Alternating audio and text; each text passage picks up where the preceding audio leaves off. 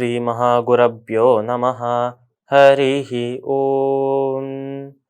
सदाशिवसमारम्भां शङ्कराचार्यमध्यमाम् अस्मदाचार्यपर्यन्तां वन्दे குருபரம்பராம். ஜெம் டிவி நண்பர்களுக்கு எனது வணக்கங்கள். இன்றைய நாள் அனைவருக்கும் இனிய நாளாக அமைய எல்லாம் வல்ல இறைவனை வேண்டி இன்றைய மதமும் நமதமே நிகழ்ச்சிக்கு செல்வோம். இன்னைக்கு நம்ம ஹனுமான் மேல இருக்கிற ஸ்லோகத்தை அர்த்தத்தோட பார்த்துட்டு நேற்றைய தினத்தின் நீதி கதையின் தொடர்ச்சியை காணலாம். யத்ர யத்ர ரகுநாத கீர்த்தனம் தத்ர தத்ர ததமஸ்தகாஞ்சலிம் பாஷ்பவாரி பரிபூர்ண லோச்சனம் மாருதிம் நமத ராட்சசாந்தகம். இந்த ஸ்லோகத்திற்குண்டான விளக்கம்.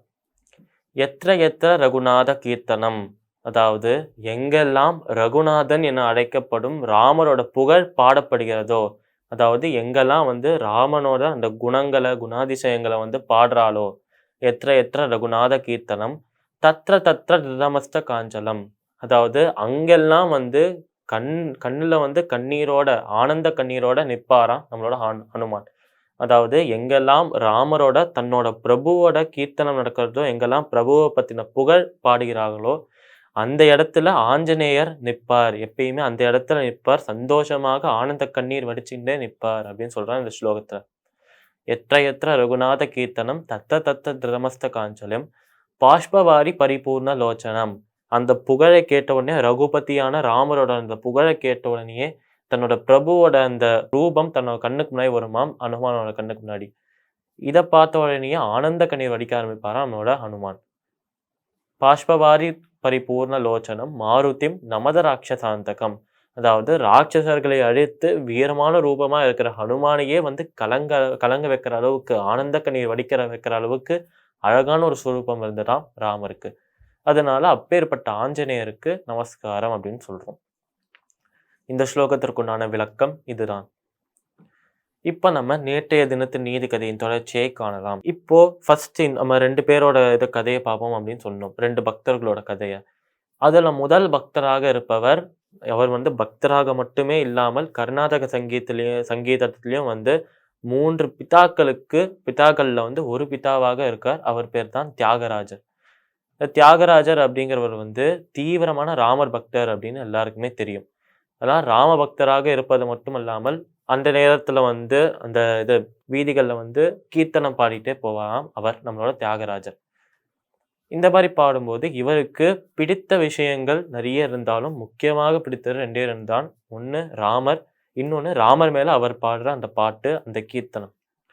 அதனால இசை மேலேயும் ராமர் மேலேயும் அவ்வளோ ஒரு அன்பு, ஒரு பாசம் இருந்ததுனால அவரோட வாழ்க்கையில எப்போ ராமர் மேல பக்தி அப்படின்னு ஒரு விஷயம் எப்போ ஆரம்பிச்சதோ அப்பலேருந்து அவர் இறக்கும் தருவாயில வர வரைக்கும் ஃபுல்லா பாட்டு பாடிண்டே ராமரையும் நினைச்சுட்டே இருந்தாராம்.